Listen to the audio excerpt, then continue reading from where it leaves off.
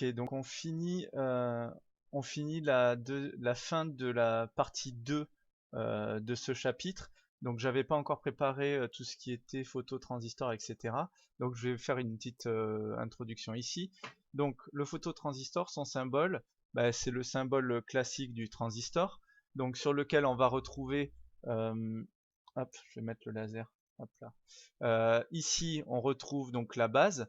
La différence, c'est que pour un transistor, la base, elle est déclenchée par la lumière, vu que c'est un phototransistor.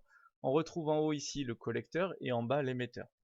Alors il existe deux grands types de montage, enfin en fait il en existe trois, mais on va en présenter ici que deux, de montage avec des phototransistors. On a le montage qui s'appelle à émetteur commun.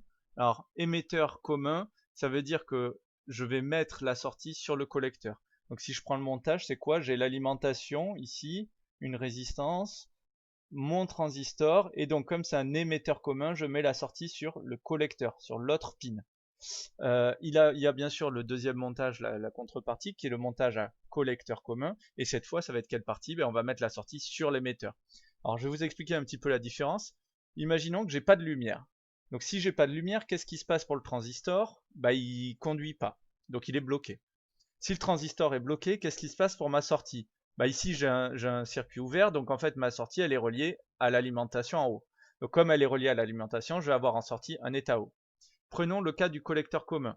Quand je suis dans le cas de l'obscurité, celui-ci il est bloqué, donc du coup ici je vois que ma sortie elle est reliée à la masse. Donc dans le cas du collecteur commun, j'ai un état bas. Maintenant, si j'ai de la lumière, qu'est-ce qui se passe? Eh bien, ça va être exactement l'inverse. Le transistor, on va supposer qu'on a assez de lumière, le transistor devient passant, et s'il est passant, alors j'ai la sortie qui est reliée directement par un fil à la masse.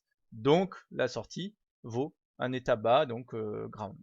Ici, c'est exactement l'inverse. Donc ici, quand j'ai de la lumière, là j'ai un interrupteur passant, un interrupteur fermé. Donc ma sortie est reliée directement à l'alimentation positive, donc j'ai un état haut. Voilà en gros les deux montages, et on voit que en fait la différence c'est que ça va faire un montage inversé. Ici quand j'ai de la lumière ça passe à l'état bas, et ici quand j'ai de la lumière ça passe à l'état haut. Il y a un deuxième élément dont on doit parler, c'est le choix de la résistance qui est ici. Elle va en fait fixer le mode de fonctionnement. Un peu comme on avait dans les amplificateurs opérationnels, on avait deux modes de fonctionnement, en mode saturé et en mode linéaire. Bah là, on va retrouver la même type de choses. On a ce qu'on appelle le mode commutation, donc ça en interrupteur, c'est soit c'est complètement un interrupteur ouvert, soit c'est un interrupteur fermé, mais jamais entre les deux, où le passage est extrêmement rapide. Donc ça c'est le mode commutation.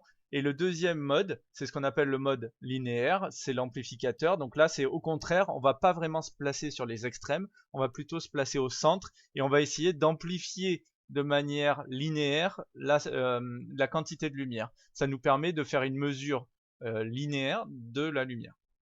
Voilà pour le phototransistor.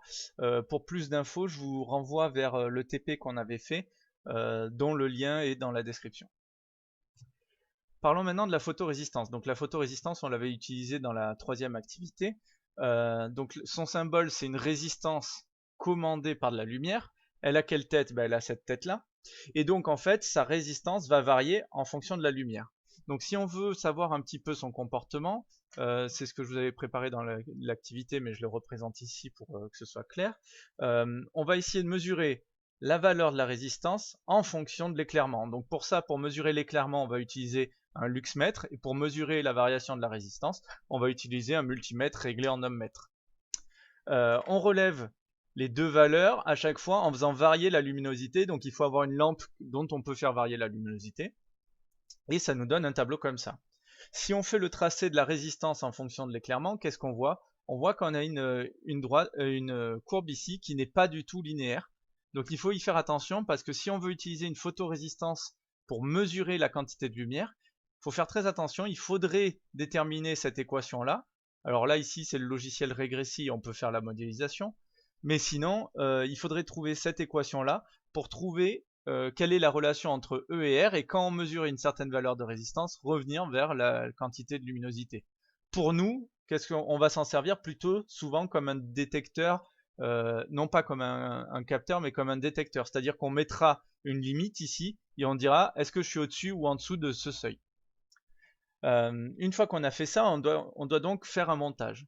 Le problème, c'est que si par exemple j'utilise un Arduino, avec un Arduino, je ne peux pas mesurer une variation de résistance. Donc il faut que je transforme cette variation de résistance en variation de tension. Pour ça, j'utilise un montage bien connu qui est le pont diviseur de tension. Donc ici, le pont diviseur de tension, je l'ai fait dans ce sens-là. Je mets une alimentation, par exemple 5 volts ici, ma photorésistance ici, une autre résistance ici, et la tension de sortie, c'est quoi? C'est R1 sur R1 plus R photo fois l'alimentation. Donc ça, c'est ma tension de mesure, et on voit que la résistance de ma photorésistance fait varier cette fraction, et donc fait varier la tension de mesure. Donc ça, c'est le premier montage.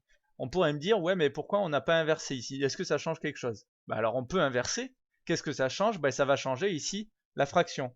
Au lieu d'avoir R1 sur R1 plus R photo, comme c'est R photo qui est ici, je vais mettre R photo sur R photo plus R1 ou R1 plus R photo. Et donc on voit que ici, ma photorésistance intervient 2 fois dans la fraction. Donc c'est un petit peu plus compliqué à interpréter. Ici, on voit que directement, si ma photorésistance augmente, alors la tension de mesure diminue. Alors que là, ici, l'analyse, elle n'est pas aussi évidente parce que si la photorésistance augmente, ça augmente, ça augmente, et du coup, la fraction, c'est pas très clair pour vous comment elle évolue. Voilà pour la photorésistance. On va parler d'un dernier élément, c'est le capteur CCD. Ça veut dire Charge Coupled Device. En français, c'est un dispositif à transfert de charge.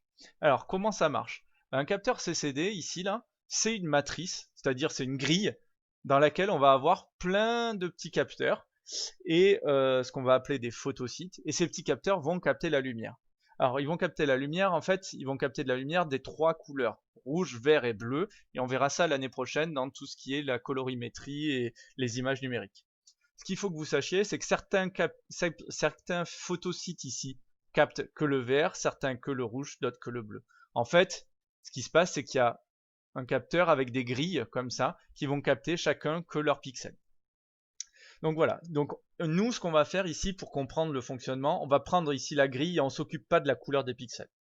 Donc ici j'ai une grille de 4 par 4, ce sera mes photosites. Photosites c'est quoi? C'est des endroits où il y a les petits capteurs comme une photodiode, une photorésistance, etc. Et en dessous on va avoir ce qu'on appelle un registre à décalage. Imaginons que je prenne ma photo, donc quand je prends ma photo, j'éclaire mon capteur, c'est-à-dire qu'il y a l'obturateur de l'appareil photo qui s'ouvre, qui se referme, donc ça fait une exposition, et donc chacun des photosites ici reçoit de la lumière et stocke une certaine quantité. Et ensuite, pourquoi ça s'appelle un dispositif à transfert de charge? C'est justement l'étape 2. L'étape 2, c'est que chacun des photosites va transférer les charges à la ligne d'en dessous. Alors comment ça se passe ceci? En fait, ce qu'il faut voir, c'est que on a ici, ça c'est un exemple de plusieurs lignes, d'accord? Imaginons que j'ai des charges qui sont stockées ici. Ça c'est les charges de certains du photosite qui étaient là. Il va vouloir transférer ces infos vers le bas, donc vers la droite ici. Donc qu'est-ce qu'il fait faire? On va alimenter celui du milieu.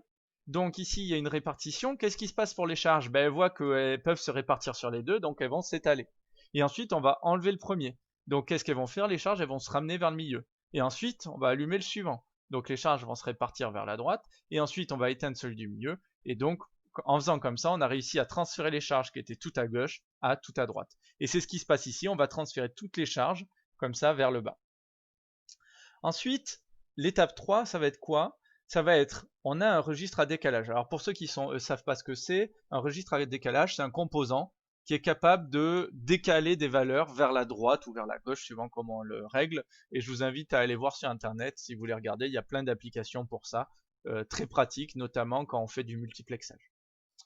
Donc, on va transférer les charges du registre à décalage vers un convertisseur analogique numérique. Ici, vous voyez bien que là, on avait dit, c'est un ensemble de charges. Donc ici, chacun des capteurs, c'est une valeur analogique. Sauf que nous, on veut convertir la photo ici en numérique. Donc du coup, on va avoir le registre à décalage qui envoie sa sortie vers le CAN.